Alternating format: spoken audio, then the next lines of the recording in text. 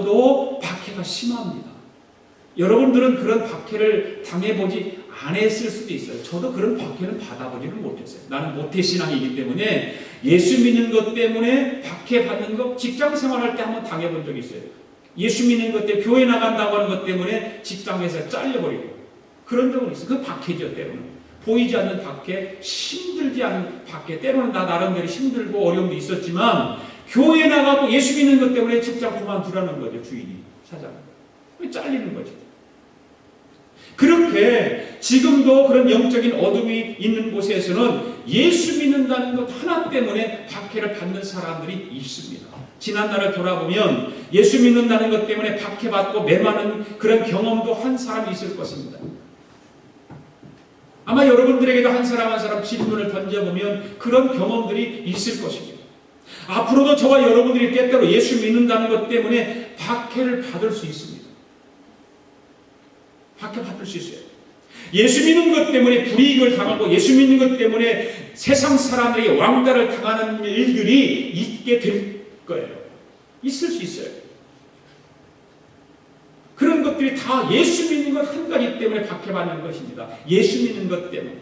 그 다음 두 번째로 예수님 때문에 박해를 받는 것이 뭐냐면 예수님처럼 살기 때문에 박해받는 거예요.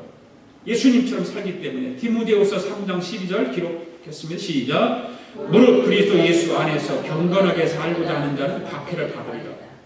믿습니까? 네. 무릇 그리스도 예수 안에서 경건하게 살고자 하는 자는 박해를 받는다는 거예요. 네. 예수님처럼 경건하게 살려고 하는 사람들이 박해를 받을 것이라고 성경은 분명히 말하고 있잖아요. 또 한 군데 갈라디아서 3장 29절 시작. 그때 육체를 따라 난 자가 성령을 따라 난 자를 박해한 것 같이 이제도 그러하리라. 육체를 따라 난 자들은 분명하게 성령을 따라 난 자들을 박해한다는 이야기입니다. 그러니까 세상은 예수님처럼 살아가는 사람들을 향해서 박해하는 거예요. 예수님처럼 살기를 원하는 사람들은 세상을 미워하기 때문에 박해를 하는 것입니다. 그러면 왜 예수님처럼 살고자 하는 사람들이 박해를 받을까요? 예수님처럼 살고자 하는 사람들은 바르게 살기 때문에 그렇습니다. 할렐루야. 바르게 살기 때문에 세상은 그 바르게 사는 것을 미워하는 것입니다. 왜 미워할까? 주변에 바르게 살지 못하는 사람들이 바르게 사는 사람들을 볼 때 불쾌한 것입니다. 내가 바르게 살지 못하는데 너는 뭔데 이렇게 바르게 살아? 하고 불쾌하게 생각하는 거예요. 왜 저들이 불쾌할까? 예수님처럼 살고자 하는 사람들 때문에 자기들의 바르지 못함이 드러나고 있다는 사실이죠. 그러니까 싫어하는 거예요. 그리고 예수님처럼 살고자 하는 사람들 때문에 자기들이 양심이 날마다 괴로운 것이죠. 그렇잖아요. 양심이 꼬부라진 사람은 착한 사람을 보면 싫어합니다. 양심이 정직하게 사는 사람들은 바르지 못하게 행동하는 사람들이 볼 때 미워하는 것입니다. 자기들 같이 따라주기를 원하는 거예요. 그게 마귀의 속성입니다. 마귀는 그렇게 만들어요. 예수 믿어서 잘 살고 예수님처럼 살기를 원하는 사람을 향해서 계속해서 그런 것으로 핍박하는 거예요. 어느 학교에 예수를 잘 믿는 어느 선생님이 있어요. 기한이 돼서 한 초등학교로 이제 발령을 받아서 이제 가게 됐는데 늘 소신대로 학부모 촌지를 거절했다는 거예요. 촌지가 뭔지 알잖아요. 그 촌지를 거절했다는 거예요. 그리고 사심 없이 정말 아이들을 사랑하고 아이들에게 정말 잘 가르치고 그랬어요. 그런데 학부모들이 이 사실을 알고 그 선생님을 세워주는 거예요. 칭찬하고 자랑하고. 이 소문이 이제 학교 안팎에서 다 퍼지기 시작하는 거예요. 그런데 당시 대부분의 교사들은 어떤 시대였냐면 남 모르게 그 촌지를 받을 당시예요. 안 받으면 바보 취급당하는 거죠. 그런데 이 교사만은 철저하게 그 촌지를 안 받고 잘 가르쳤더니 다른 교사들이 시기하고 질투하고 미워하는 거예요. 지가 뭔데? 다른 사람 다 받는데 지가 뭔데 저만 안 받아? 이렇게 하는 거죠. 왕따를 당하는 것입니다. 심지어 그런 사람들 가운데 그리스도인이 있었다는 거죠. 네. 여러분, 예수님처럼 바르게 살고자 하는 사람들은 오늘도 세상에서 박해를 받습니다. 네. 세상은 그렇습니다. 세상이 미워하기 때문에 그렇습니다. 세상이 비웃습니다. 바로 예수님처럼 살기 때문에 박해받는 것입니다. 그 다음에 세 번째는 예수님 때문에 박해를 받는 게 뭐냐? 예수님을 전하기 때문에 박해를 받는 거예요. 전도하기 때문에 박해받는 것입니다. 자, 마태복음 10장 16절부터 18절까지 시작. 보라, 내가 너희를 보내니 양을 이리 가운데로 보낸 것 같도다. 그러므로 너희는 뱀같이 지혜롭고 비둘기같이 순결하라. 사람들을 삼가라. 그들이 너희를 공회에 넘겨주겠고 그들의 회당에서 채찍질하리라. 또 너희가 나로 말미암아 총독들과 임금들 앞에 끌려가리니 이는 그들과 이방인들에게 증거가 되게 하려 하십니다. 예수님께서 예수 그리스도의 복음을 전하는 사람들이 받게 될 박해를 미리 예고해 주고 있는 말씀입니다. 사실 예수님을 전하는 것은 글자 그대로 복음을 전해주는 거 아닙니까? 복음이 무슨 말입니까? 복음이 가스풀. 그런데 그 말은 무슨 말입니까? 기쁜 소식이라는 말이잖아요.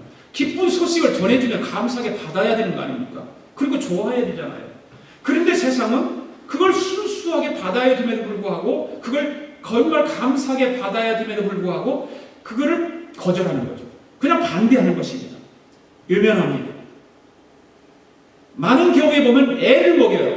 애를 먹이다 금방 믿을 것까지 교회 나올 것까지 그러다가 안 나와요. 거절해버려요. 그런 사람 여러분들 전도해보고 알잖아요. 어떤 경우에는 아주 격하게 반응을 하기도 하고 때로는 욕을 하기도 하고 때로는 심할 경우에는 물리적으로 폭행하기도 하죠. 전도하러 갔다가 문 열고 계세요 문 두드리고 문 열고 그 막 물바가지 막 뒤집어 씌우는 일 생기고. 그 전도하는 것 때문에 예수님의 그 복음을 기쁜 소식을 전한다는 것 때문에 박해를 받는 경우가 얼마나 많은지 모릅니다. 왜 그럴까? 바로 영적 전쟁이기 때문에 그런 것입니다.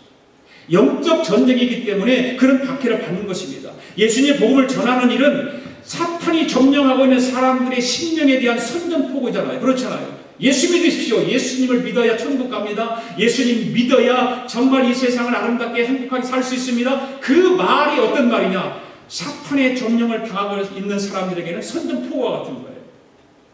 마귀의 점령당하고 있는 사람 그거 싫어하잖아요. 그렇기 때문에 선전포고와 같은 그 말을 싫어하는 것입니다. 그들에게서 떠나라고 명하는 것입니다. 근데 사탄이 순수하게 떠날리 만무하잖아요. 그렇잖아요. 우리는 그를 선포함으로 복음을 전하면서 선포함으로 인해서 그들에게서 마귀가 떠나도록 선포하고 있는데 마귀가 그냥 놔두지 않지요. 그래서 마귀가 대적하는 거예요. 마귀는 철저히 대적하고 있는 것입니다. 사람들로 하여금 귀를 막게 하고 교묘한 논리를 반박하게 하고 조종하게 하고 미워하게 하고 욕심 갖게 하고 욕하게 하고 심하게 박해하고 그렇게 만드는 것이 누구냐? 마귀입니다. 마귀가 그렇게 하는 것입니다. 그리고 이런저런 핑계, 전도에 가서 알잖아요. 왜 이렇게 핑계를 많이 대는지. 그렇잖아요. 그리고 뭐 시간이 없다, 아직은 아니다, 조금만 기다려라. 이런 하여튼 각가지의 어떤 핑계를 대서 그 기간을 좀 밀어보기 위해서. 누가 조절하느냐? 마귀가 조절합니다. 그렇습니다. 예수 그리스도의 복음을 전하는 일은 박해를 자초하는 일인 것입니다. 복음을 전하는 일은 박해를 자초하는 거예요. 싫겠죠, 여러분? 박해받는 일을 내가 왜 해? 사람들이 나를 미워하는 내가 왜 그 일을 왜 해?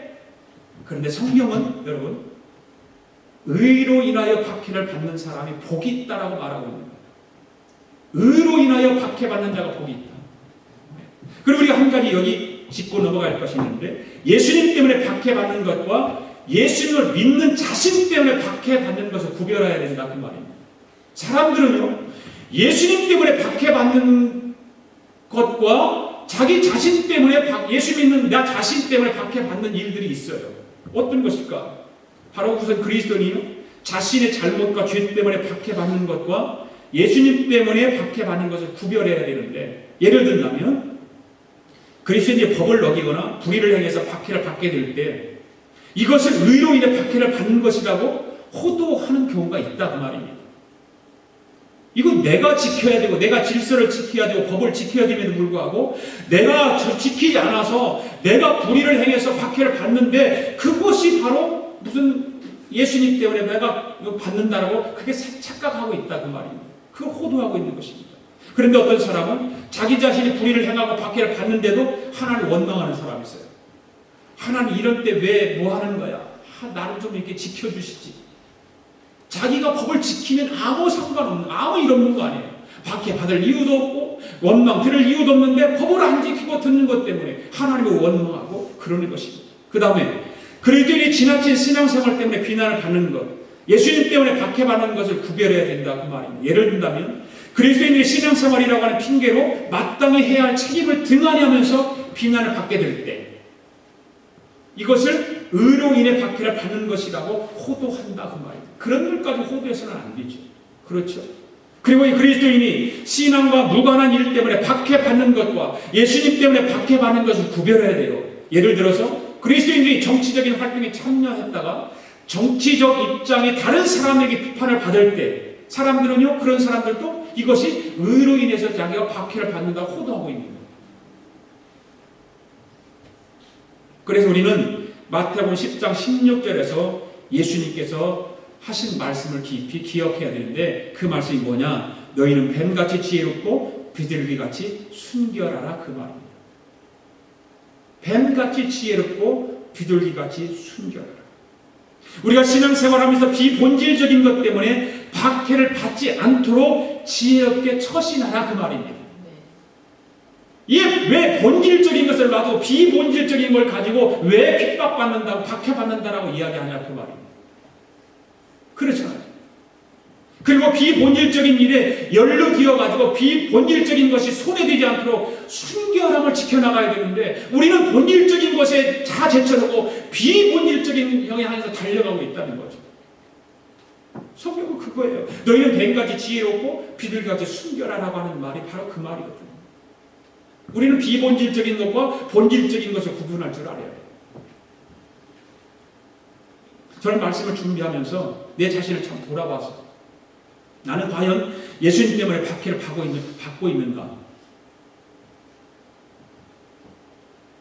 그렇게 질문을 던지고 나서 보니까 그렇다고 대답할 것이 없어요.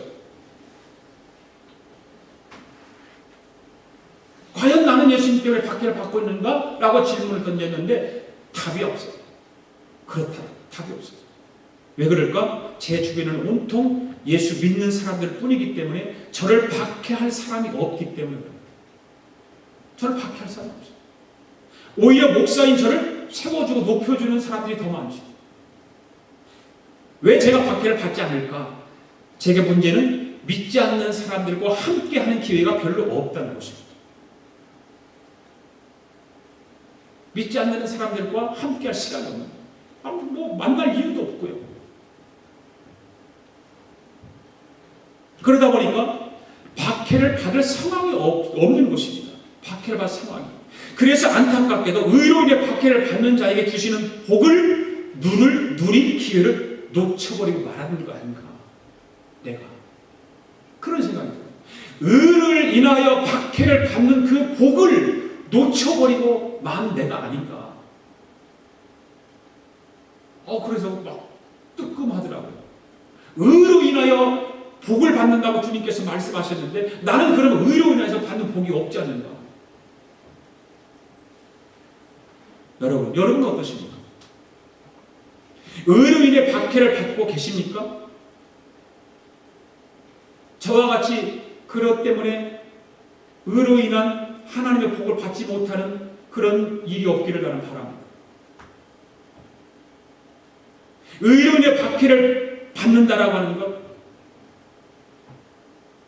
그것이 우리에게는 손해라는 것 같고 그것이 내 인생에 있어서는 안 될 것 같이 생각하지만 주님은 분명하게 의로 인하여 박해를 받는 자는 복이 있다라고 말씀하고 있는 거죠. 그래서 의로 인해서 박해를 받지 못하고 있다면 그것을 안타깝게 생각해야 된다 그 말이에요. 나는 잘됐다. 나 같은 생각 가지고 있으면 안 되죠. 나 같은 그런 처지를 가지고 있으면 안 되죠. 왜 의로 인해 박해를 받지 못하고 있는지를 살펴보아야 돼요. 그래서 여러분들이 의로 인해 박해를 받는 자에게 주시는 복을 누릴 수 있기를 원합니다. 그 복을 누릴 수 있기로.